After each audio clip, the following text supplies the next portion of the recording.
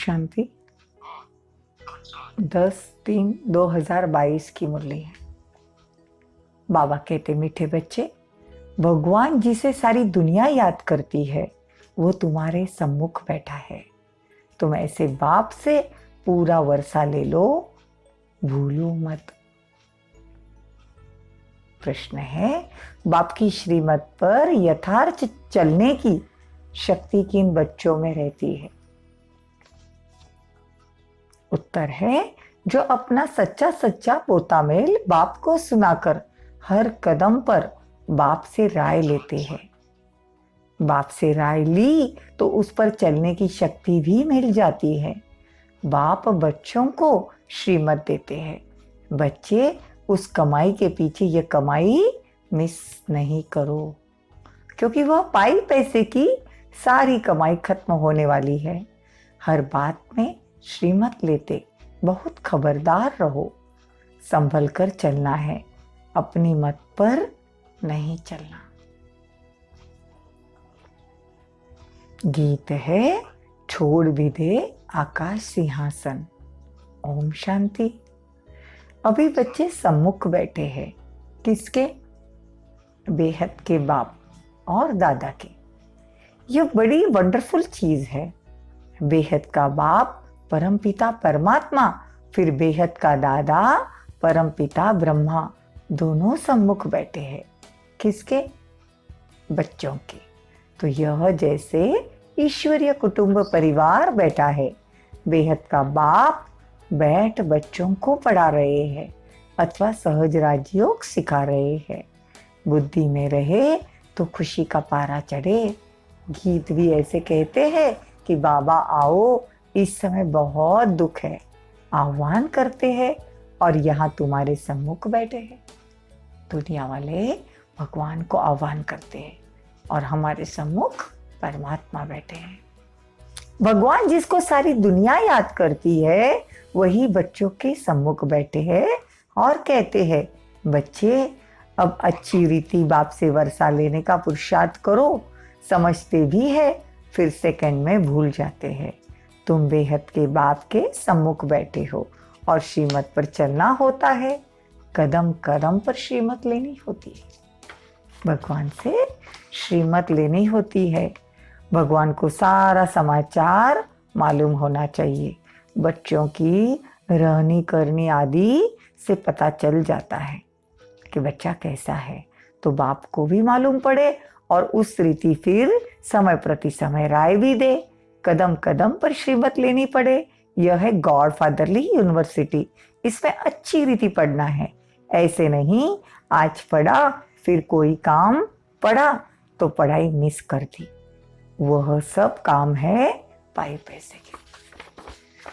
लौकिक पढ़ाई के पीछे अलौकिक पढ़ाई मिस नहीं करनी है, ये बाबा कहते हैं। बाबा कहते अपना पोता मेल बाबा को बताओ। कदम कदम पर बाबा से पूछना चाहिए, नहीं तो कोई विकर्म हो जाएगा। बाप ऐसे बैठ समझाते हैं जैसे हूबहू हद के घर में लौकिक बाप समझाते हैं। इतना बड़ा परमात्मा बच्चों को ऐसे समझाता है जैसे अपना शरीर का पिता समझाता हो। सब बच्चे जानते हैं हम ब्राह्मण हैं। कोई से पूछो भगवान तुम्हारा क्या लगता है तो कहेंगे वो तो सबका बाप है। फिर पूछो वो कहाँ रहता है तो कहते सर्वव्यापी। बेहद के बाप को नहीं जानते। भगवान कहते मैं निराकार परमपिता परमात्मा शिव सभी आत्माओं का पिता हूँ, लेकिन दुनिया वाले मुझे यथार्थ रीति नहीं पहचानते। कहते हैं सर्वव्यापी हूँ, कण कण में हूँ।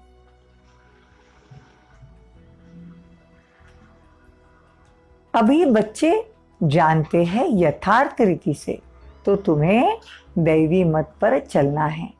अब अच्छी रीति बैठ भगवान समझाते हैं, मीठे बच्चे अब एक का सबको परिचय दो। मतलब एक परमपिता परमात्मा का सबको परिचय दो। इस समय सब निधन के बन गए हैं। तुम भी निधन के थे ना। निधन के मतलब जिसका कोई धनी धोरी नहीं, अनाथ। लेकिन हमको तो भगवान मिला। तो बाबा कहते हैं कि अभी तुम सनाथ बन गए हो, तो तुमको भी दूसरी आत्माओं को जगाना चाहिए।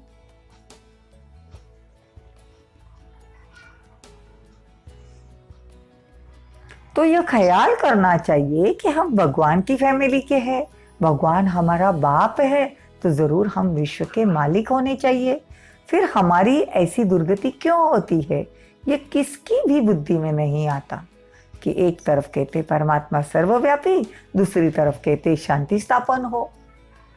एक बाजू कहते भगवान कण कण में है, और एक बाजू ऊपर इशारा करते हैं, भगवान को बुलाते हैं।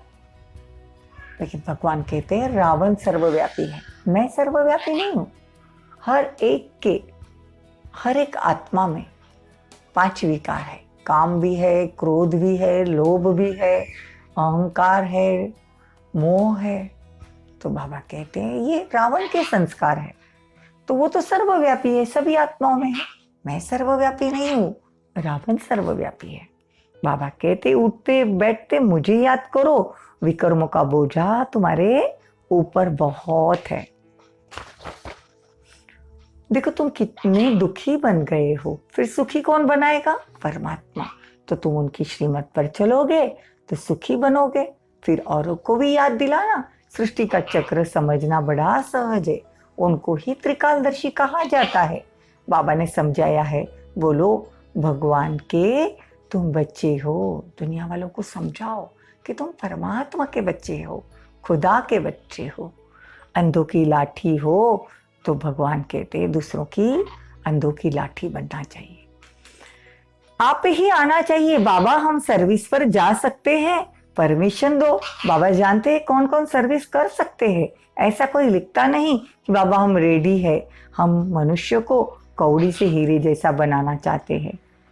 देखो भगवान की सर्विस पर तत्पर होना चाहिए, परंतु पूरी पहचान भगवान की नहीं है। कोटों में कोई जानते हैं, हमारे पास भी थोड़े बच्चे सर्विसेबल है, जिनको टेलीग्राम करके बुलाना पड़ता है। आप ही नहीं कहते बाबा हम तैयार है। बाबा देखते हैं किसको सर्विस का शौक है। मनुष्य जो जानवर मिसल बन पड़े हैं, उनको देवता बनाना है। तुम बच्चों को निरंकारी बनना है। हेड में तो बड़ी नम्रता होनी चाहिए। बाप कितना निरंकारी है, जैसा कर्म मैं करूंगी मुझे देख और भी करेंगे, उसका दंड उनकी अवस्था गिर पड़ेगी। बाबा कहते हैं बच्चे तुम्हें सब कुछ अपने हाथ से करना है। बाबा कैसे साधारण रीति से पढ़ते हैं।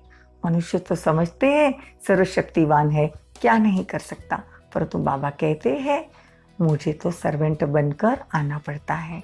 कहते भी है हे ज्ञान के सागर पतित पावन आओ, सुख के सागर आओ, आकर हम पतितों को पावन बनाओ। बाप को आकर ऐसी सर्विस करनी पड़ती है। पतितों को पावन बनाने की सर्विस परमात्मा को करनी पड़ती है। कहाँ आकर रहना पड़ता है, कैसे कैसे विघ्न पड़ते हैं। लाखा भवन को आग लगाते थे, सभी प्रैक्टिकल में हो रहा है। महाभारत में ऐसा बताया गया है कि कृष्ण के लाखा भवन को आग लगा दी थी। एक्चुअल में लाखा भवन ब्रह्मा बाबा की कोठी थी, जिसको सचमुच एंटी ओम मंडली वालों ने आग लगाई थी। तो बाबा कहते हैं कि कितने विघ्न पड़ते हैं। दुनिया वाले भगवान जिस धरा पर अवतरित होकर ज्ञान दे रहे हैं, उस कार्य में भी विघ्न डालते हैं। तो बाप कहते हैं मुझे आना पड़ता है। भगवान खुद कहते हैं मुझे गाली खानी पड़ती है, सबसे जास्ती गाली मैं ही खाता हूँ। भक्ति मार्ग में भी गाली देते हो, 3 पैर पृथ्वी के भी नहीं मिलते, फिर भी कितना निरंकारी पने से पाठ बजाता हूँ। मम्मा बाबा बच्चों को सिखलाने के लिए सब कुछ करते हैं। कितना नीच उतरना पड़ता है, नीचे उतरना पड़ता है। पतितों को पावन बनाना, मूत पलीती कपड़ धोना, धोबी बनना, सोनार बनना, सबको गला गला कर सच्चा सोना बनाना, ये परमात्मा का काम है। अच्छा, मीठे मीठे सीखे लगे बच्चों प्रति माता पिता बाप दादा का याद प्यार और गुड मॉर्निंग। रूहानी बाप की रूहानी बच्चों को नमस्ते। हम रूहानी बच्चों की रूहानी माता पिता बाप दादा को याद प्यार गुड मॉर्निंग, नमस्ते, थैंक यू, बहुत बहुत शुक्रिया। धारणा के लिए मुख्य सार, बाप समान निरंकारी नम्र चित्त बनना है। अपनी सेवा अपने हाथ से करनी है, किसी भी बात में अहंकार नहीं दिखाना, सर्विस के लिए सदा तैयार रहना, सर्विस के लिए स्वयं को आप ही ऑफर करना, कौड़ी जैसे मनुष्य को हीरा जैसा बनाने की सेवा करनी है। वरदान। वरदान, संपन्नता के आधार पर संतुष्टता का अनुभव करने वाले सदा तृप्त आत्मा भव। जो सदा भरपूर संपन्न रहते हैं वे तृप्त होते हैं, चाहे कोई कितना भी असंतुष्ट करते कि चाहे कोई कितना भी असंतुष्ट करने की परिस्थितियां उनके आगे लाए, लेकिन संपन्न तृप्त आत्मा असंतुष्ट करने वाले को भी संतुष्टता का गुण सहयोग के रूप में देगी। ऐसी आत्मा ही रहमदिल बन शुभ भावना और शुभ कामना द्वारा उनको परिवर्तन करने का प्रयत्न करेगी। रूहानी रॉयल आत्मा का यही श्रेष्ठ कर्तव्य है, यही श्रेष्ठ कर्म भी है। स्लोगन, याद और सेवा का डबल लॉक लगाओ तो माया आ नहीं सकती। ओम शांति। ओम